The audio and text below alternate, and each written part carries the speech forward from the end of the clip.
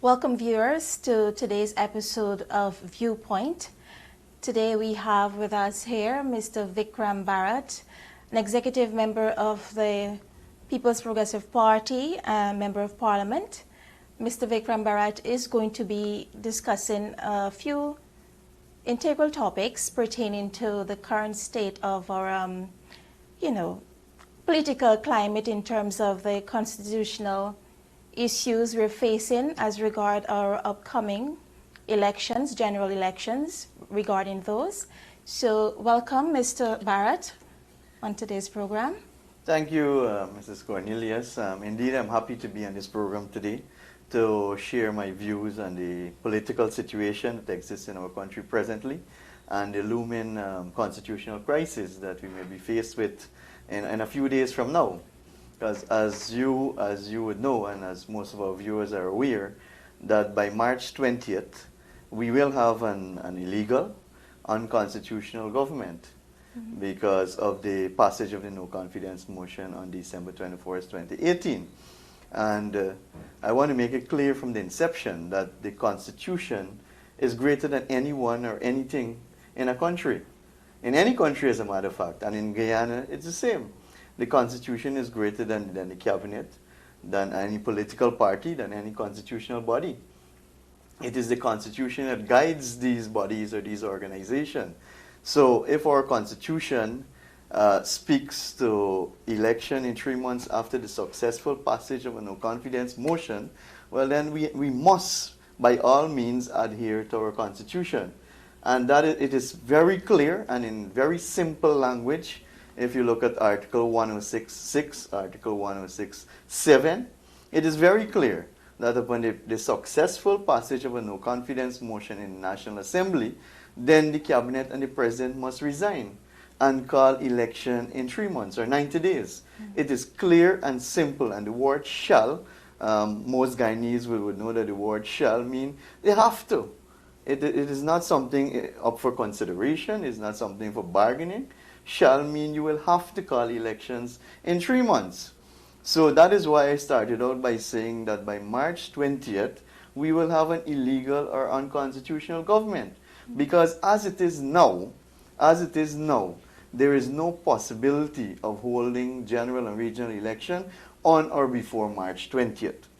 Because constitutionally or legally, nomination day is supposed to be 32 days before general and regional elections. That is what the People's Representation Act state, Representation of People's Act state, that nomination day must be 32 days before the general and regional elections. Now, we don't have 32 days from now to March 20th. So that is why I started by saying again that the government will be legal, it will be constitutional. Some people may ask, what does that mean? What does unconstitutional government and illegal government means? Because we are in uncharted waters. It has never happened in Guyana before. This is the first time it is happening. Although a no confidence motion was tabled in 2014, leading up to 2015 election, but we know what took place during that period of time. The parliament was prorogued, and a lot of people tried to tie that in to a no confidence, a successful no confidence motion. But I want to say clearly to our viewers, the Constitution caters for prorogation of Parliament and holding election within 6 months. The People's Progressive Party did that. We upheld the Constitution because it's a hold the general and regional elections within 6 months. We did that.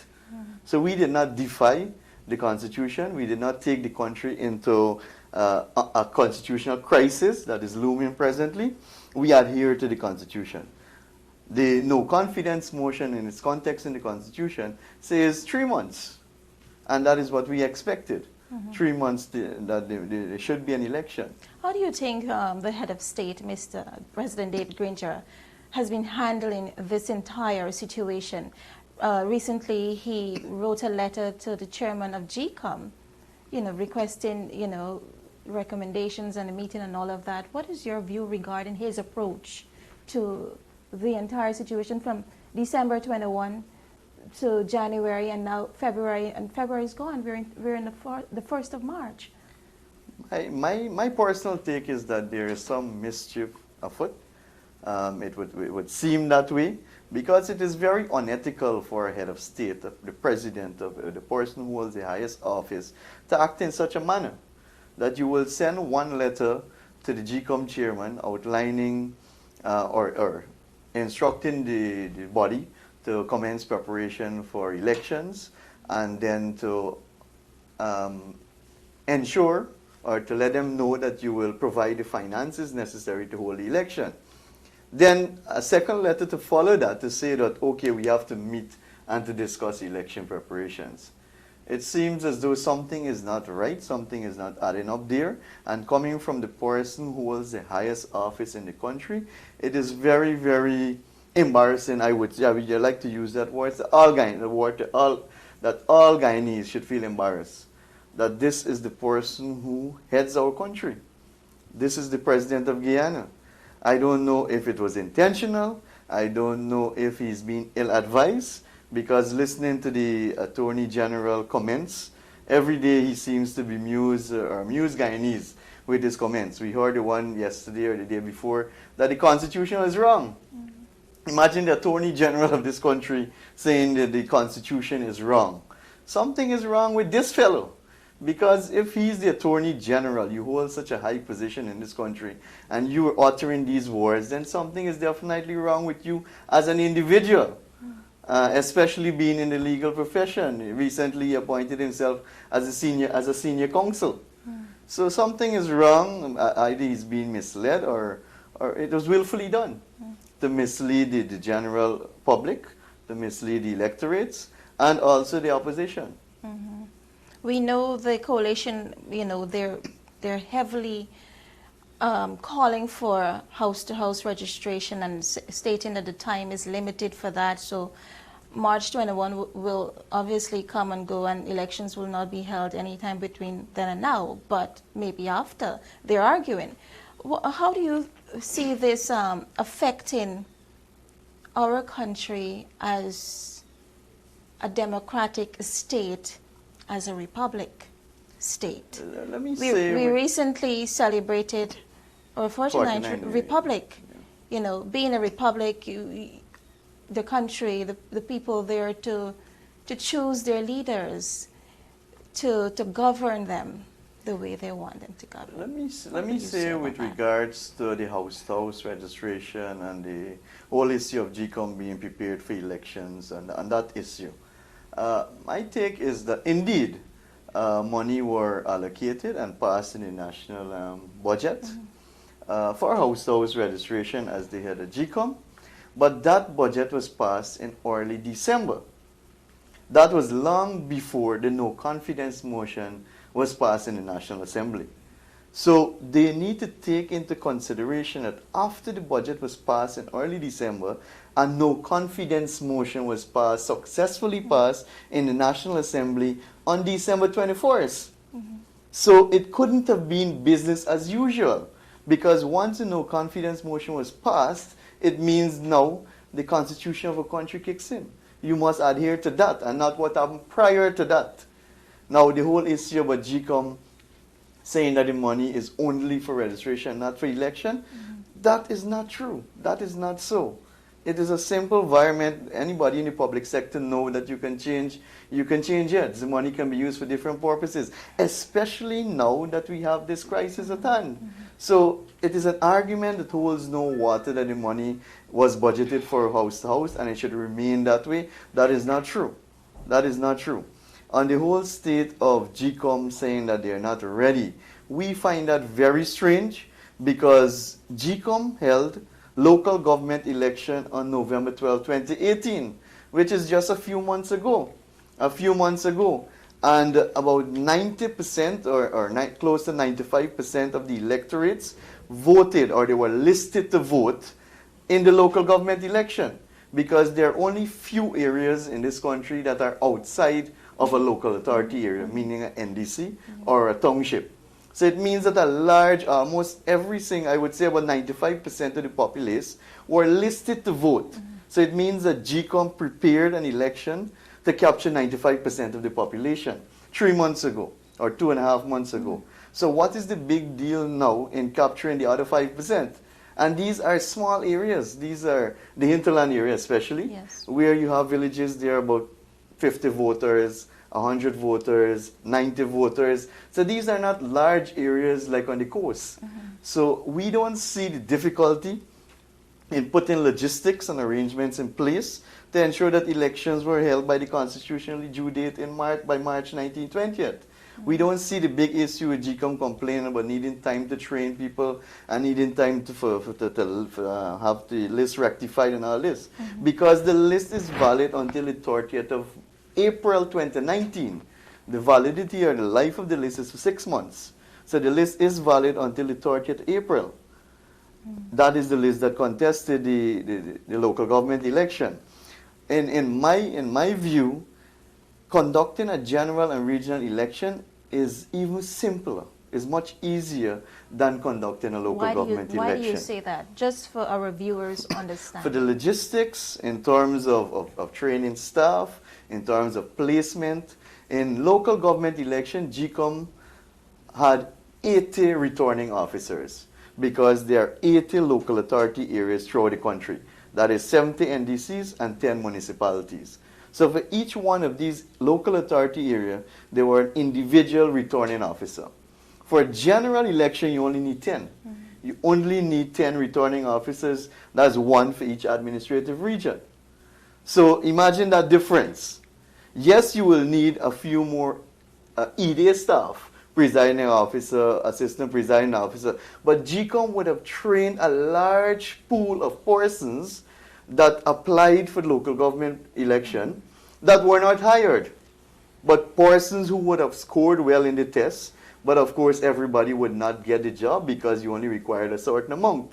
So there is a pool of persons who would have applied, who were trained, and GECOM has the name and the information of all these people, most of whom we know too, because we have the information. That is why we can speak on it. So the excuse about training people and it will take 3 months to train people and we can only train on weekends, that holds no water either.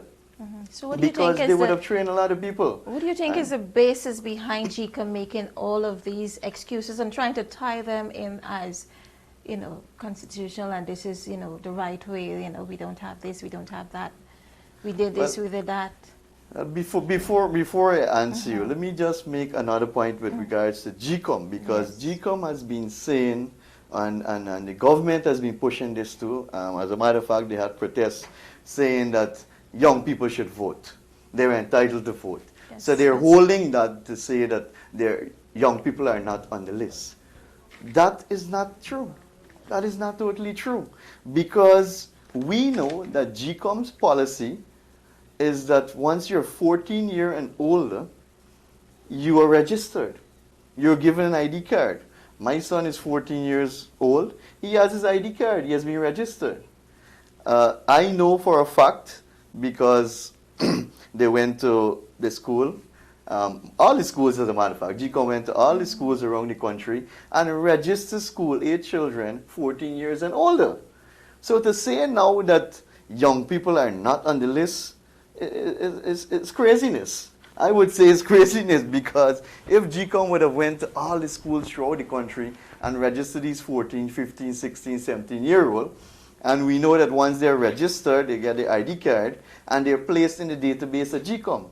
And when they reach 18, they're automatically transferred onto the voters list. That's the system that they have. Yes. So to say that young people will be disenfranchised or young people is not on the voters list is strange. It's very strange. The other argument that they've been using is that their persons who would have died are still on the list. Yes, that will always happen regardless. If you clean the list today and you hold election tomorrow, there will be persons who died that are on the list. Because people will die tonight, they will die tomorrow morning. They will die just you start printing the list, people will die. So there will always be dead people, as we say it, on the list. And it is not an argument to hold anything serious, because if we do our job diligently as presiding officer, GECOM as a body, dead people cannot show up to vote. So a dead man being on the list, it shouldn't be such a big deal, because there is no way that the person can come and vote. Once we ensure that we put proper systems in place, the presiding officer and the other ED staff do their job the way it's supposed to be done, it is a non-issue. It is a non-issue. So coming back to the question, why are they doing this? Because in my view, GECOM was supposed to start preparing for election from the 22nd of December 2018. Because they are guided by the Constitution. Everybody is guided by the Constitution, and that is a constitutional agency. They have a constitutional right to the electorates or to the people of this country. So if you know that there was a no confidence motion that was passed and election, the Constitution says election 90 days, you as a constitutional body with responsibility for holding elections, you should have started preparing the day after, on the 22nd of December. But they didn't do that. We heard that the fit and proper chairman, if I may say so, because that was the argument when the president illegally and unilaterally appointed retired Patterson to be the chairman, because he did not adhere to the Constitution. He did not adhere to the Carter formula as was agreed to by then opposition leader Desmond Hayton and Comrade Chetty Jagan as president. We know that Comrade Bharrat Jagde, the opposition leader, submitted 18 names to him. 18 names, prominent, qualified, competent, fit and proper Guyanese. But according to him, they weren't. They weren't. And he selected and appointed unilaterally Mr. Patterson. Do you think that was a move to, with the hope of infringing and making your own points over, like GECOM is supposed to be an independent body, following through with certain issues that you're supposed to do as the Constitution stipulates, but with what the President did with appointing Mr. Patterson, you think that was a move to maybe somewhere along the line to, infringe your own ideas and thoughts and recommendations as to the functions of GECOM, as we're seeing now, in a sense? The direct answer to your question is yes. Yes, we have been saying that from day one, because the Constitution wasn't followed. In appointing this person, he was unilaterally and we maintain illegally appointed. So yes, there was some, as I said, mischief afoot, or there was some way in planting this individual into GECOM, because as we know it, there are 3 opposition commissioners, 3 government commissioners, and then the chairman always holds the deciding vote. And we have seen since he took over as chairman, he has never voted against the government. Not on a single issue. He has never voted against the government. Even on matters that are constitutionally related. He has never voted on the side of the Constitution or our commissioners. So yes, from day one. That is why, as a matter of fact, we took the matter to court. If you could recall, the matter is still, I think it will be heard at the CCJ very soon. So we were never in agreement with that. We always believed that there was some mischief, some plans to have him at GECOM against the Constitution and against the will of the people, and to maybe subvert the democratic process of holding free and fair elections in Guyana. So yes, we have always said that. Okay. Mr. Bharrat, moving on to another important topic. Recently, members of the coalition government visited parts of Region 9, stating it was, government-related and so forth. But coming out of that, residents from those particular villages have reported that that wasn't the case. How those ministers were there, basically on a presidential campaign run to encourage and to, give sparkling promises to those residents. Okay, we're going to give you this X, Y, and Z if you vote for us. What would you say in terms of that alleged strategy used the government has been making? What would you say about that? I saw an article, I think it is in today, Kaitro News. The article said the no confidence motion was a blessing in disguise. Why they said that is because after the no confidence motion, government ministers, I don't know if they're ministers anymore because there's no cabinet. But these persons representing the APNU AFC has been running around the country. And as you rightly said, campaigning using state funds. And that is something that we need to take very seriously, using state funds. And you made mention to the Let Them trip. And I think our viewers should know that there were about 22 ministers, about 19 to 22 ministers that went to Region 9, all by chartered flights. And we know a charter flight into Region 9 and back is close to $750,000. And definitely 22 ministers with their team, of course, cannot go on maybe 5 or 6 planes. We are talking about maybe 20 planes. And we can do the maths at almost $1 million each.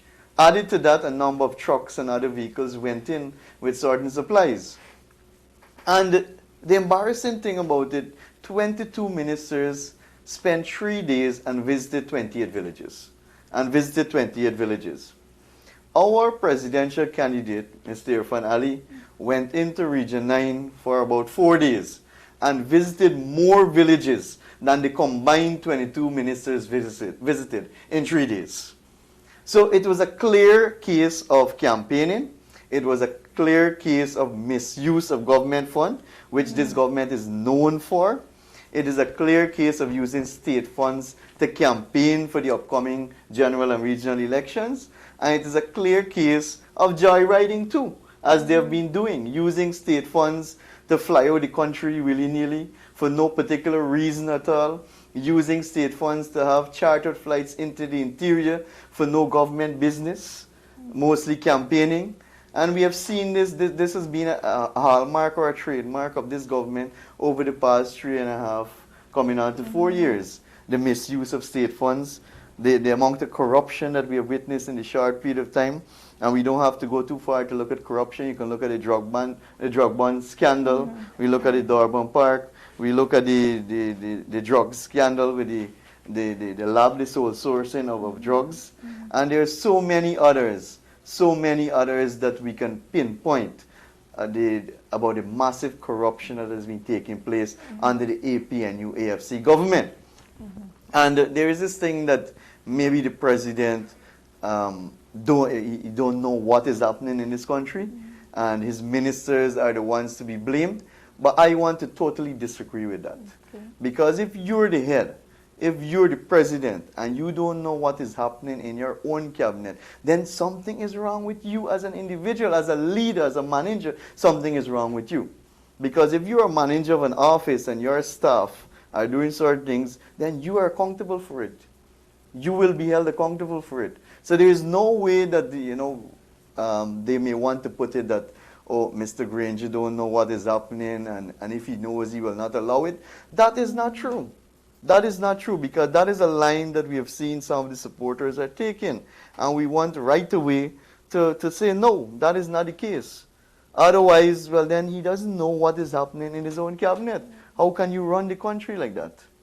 It's good that you mentioned misuse of state funds and abuse of state resources, because recently, I understand several ministers were taken on a visit to Texas on some sort of training or workshop of some sort, and no one was really informed of it. The public generally wasn't informed of it as to the reason for that visit. What would you say about that? I think we were only informed because of Facebook. That's the only way we were informed. And yes, I think there were about 2 or 3 ministers, along with the famous mathematician in Guyana, Nigel Hughes, the person who came up with this whole Tory 2.5, and then we heard the Prime Minister carrying on with it. And so I think he was on a trip too, but I don't know in what capacity. But what we do know, state funds was used. State funds were used for sure on this trip. And what's the purpose of the trip? Nobody knows. But what we can deduce from it, based on information, is that it is another campaign trip. It is another campaign trip. And if you notice, most of the persons that went on that trip are AFC ministers. So we have gotten information that it was an AFC campaign or AFC fundraiser that they attended, and not official state business. What would you describe the coalition government's sudden newfound love for the people of Guyana? You know, going about different parts of the country, giving speeches, making promises. As I said just now, you know, there were some reports of persons being promised house lots are available, when we know, you know, as they recently, not too long ago, reported there weren't any available. Yet now they're stated they are available, and these persons ought to, you know. Even if I was not an executive central committee member of the PPP, or even if I wasn't even a supporter not living in Guyana, I would say thank God to Bharrat, thank God to the People's Progressive Party, and thank God for the people, for the vigilance, for the courage to oppose a dictator, a dictatorship, a corrupt government, a government that has no interest in development and the people at heart, but only for themselves. So why I said thank God to the opposition leader and to the People's Progressive Party, because we have been the opposition party, or the opposition that is needed to keep a corrupt government away from destroying a country that was on such a bright future, that was on such a progressive path. We have, from day one, we have been on them, and we have been exposing the corruption, we have been exposing the misuse, we have been exposing the lack of vision, we have been exposing the minister using state funds for themselves and not to benefit Guyanese people. We have seen that with the closure of estates, we have seen that recently with the Roussel, they follow to the employers. We've seen it with Burama, with Baishanling. There are so many entities that would have closed down, that would have laid off workers, workers that were dismissed. The government didn't care about these people. It was the opposition that has always been fighting for the rights of the Guyanese people for the past 3.5, 4 years. You mentioned corruption just now. You know, the coalition, since it entered office, have been, you know, lambasting the opposition, PPP now, of when they were in office, of vast corruption. And yet there have been reports and claims and, you know, different views as regard this present administration dealings with high levels of corruption. You know, you mentioned not too long ago about the drug bond and some other issues relating to such, you know. The corruption under this government is actually unimaginable. When you really get down to it, they would say that there was corruption within the PPP over the 23 years. I would not say that there was any form of corruption, whether at the local level, whether at the regional level. I would not say. But if you were to look at the corruption that is taking place today, it is so large in proportion, or it make whatever happened in the past so minuscule that it doesn't even matter compared to the corruption that is taking place in this country today. This government has spent almost $1 trillion Guyana dollars to date, because they have passed 5 budgets under their government since 2015 to now. 5 budgets totaling over $1 trillion. And our viewers, the Guyanese people, can judge for themselves. Are your lives better today after $1 trillion? Do we have a better healthcare system in this country after $1 trillion? $1 trillion in 3.5 years. Have you seen massive development in your communities with the $1 trillion? Are there better schools in your community, better health centers? Do we have drugs at the health centers and the hospitals in this country? Do we have better roads in the country? Are young people gainfully employed in this country? Have we seen any massive development? Have we seen any major investment in this country for the last 3.5 years, 4 years? And the answer to that is no. So where did this $1 trillion went? Where did it go? And that is a big question, and I think the government is answerable to the people. They should tell the people where this $1 trillion was spent. And we can start by talking about chartered flights, billions of dollars. We can talk about them spending money on themselves, dietary and rental for ministers and all these things, purchasing new vehicles. These are some of the things that the money was wasted on. So clearly they had a problem with their priorities. It is clear. So maybe when they campaign about the good life, it was the good life for a few only. For a few only, and not all Guyanese. So on the final note, Mr. Bharrat, what would you say finally as regards a message to our viewers out there regarding, you know, moving forward onward from March 21? Well, my final thoughts on this entire situation here, Ms. Cornelius, is that elections must be held. We know that it cannot be held by March 20th, but elections must be held in 2019 as early as possible, based on our constitution. The government can only remain legal if there is a 2/3 majority in parliament. So it means that the People's Progressive Party will have to go and agree to that, and that is the only way they can remain legal. And the only way we are going to do that is if elections are called. Thank you, Mr. Vickram Bharrat, for being on the program with us. And to our viewers, thank you for joining and tuning in. My name is Lishona Gomes Cornelius. Do have a safe rest of